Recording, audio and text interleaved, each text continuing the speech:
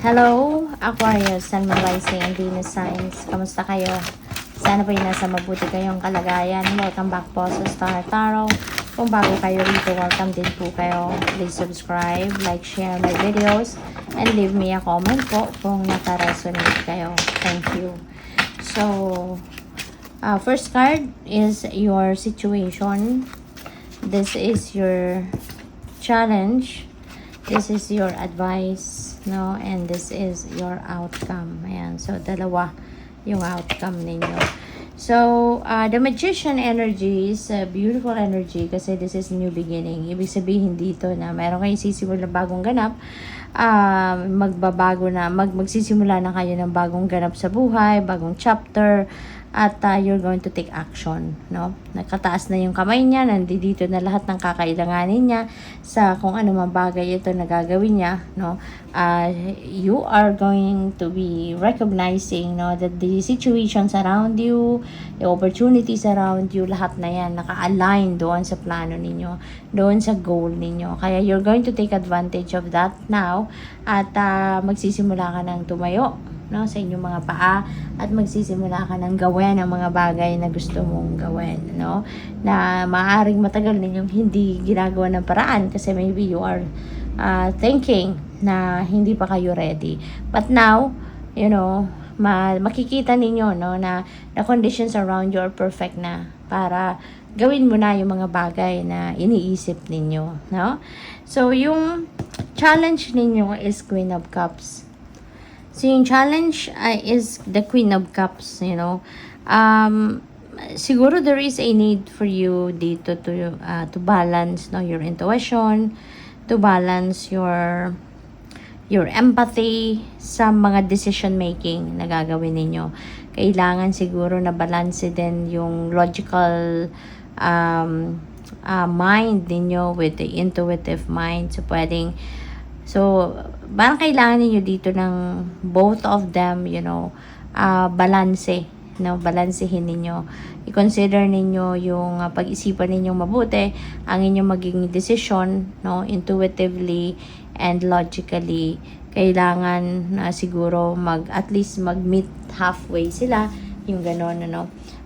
Siguro, importante yon na i-balance ninyo yung dalawang yon sa paggagawa ninyo ng desisyon para alam mo yun, it will end up as beneficial for you, siguro both of you and the people around you na pwedeng maapektuhan ng inyong mga desisyon, no?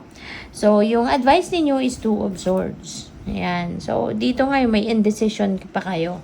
You know, hindi pa kayo makapag-desisyon dito ng malinaw or hindi pa kayo makapag-desisyon pa ng tama or alam niyo sa sarili niyo na parang hindi pa ito ang tamang panahon para ibaba ninyo na yung desisyon niyo or sabihin niyo na yung desisyon niyo. So, tama yun kasi kung hindi pa nga kayo sigurado din, if you are not also confident about kung anong naiisip ninyo. So, importante, no, na dapat pag-isipan ninyong mabuti muna. Okay? So, tama yon na parang nag-step back muna kayo, nagre-refuse pa kayo na magdesisyon na kasi I'm feeling dito na nagdududa pa kayo sa desisyon na iniisip ninyo. Nagdududa pa kayo kung tama ba yung gagawin ninyo or hindi. So, yung outcome ninyo is Knight of Cups and the Five of Cups. Ayan. So, merong panghihinayang. So, pwedeng ang iba sa inyo rito, baka this is about love life, no? Baka hindi naman ito love reading, pero it may be related to love life or kung hindi man love life, baka trabaho, no? Baka this is related to trabaho or career ninyo. Kasi pwedeng meron kayong pinanghihinayangan, no? Meron kayong mga bagay dito na nasasad kayo kasi baka na-miss ninyo, nanghihinayang kayo, no? Same thing, no? Kung love life, baka meron kayong merong nanligaw sa inyo, diba, na hindi ninyo pinapansin. Tapos eventually, yung pala yung na-realize ninyo, huli na sana pala pinansin mo yung taong ito. Sana pala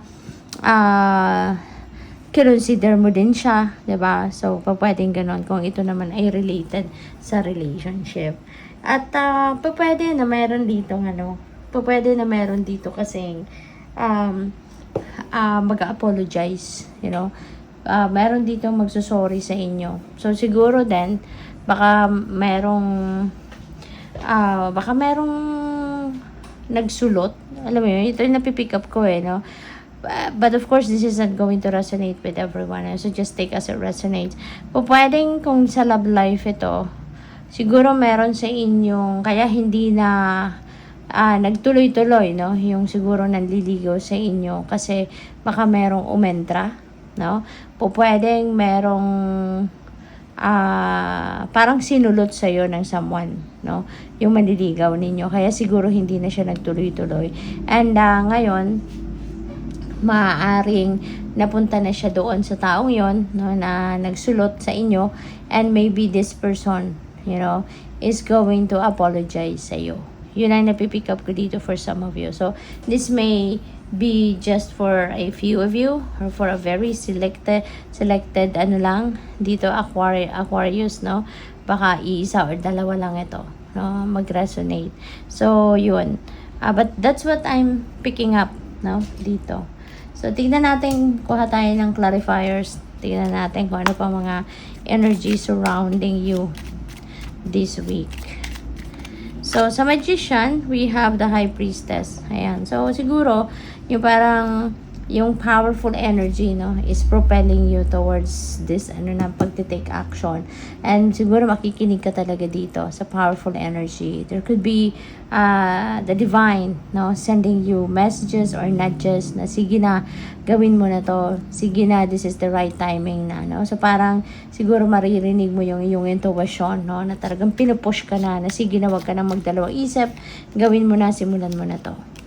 So, we have the moon dito sa Queen of Cups. Ayan. So, the moon is about intuition as well, no? So, this is also about intuition. This is about divine guidance. You know, yung ganon. So, probably, no, nagkakaproblema kayo sa baka nalilito na kayo, no? Napipick up ko dito, baka ang problema din ninyo kasi hindi siguro ninyo masyadong napipick up, no, yung messages ng universe dito regarding sa pagdedesisyon na ito, you know. So pwedeng ganun ang ganap dito, kaya kailangan ninyo na you need to take a breather, no. You need to step back muna sa kung ano man ang pinagkakaabalahan ninyo. Otherwise, kung talaga nakafocus kayo dyan sa kung anong ginagawa ninyo, ano man yung nagdi-distract sa inyo, so talaga mahihirapan kayong mag-access yung divine guidance. We have 7 of Swords.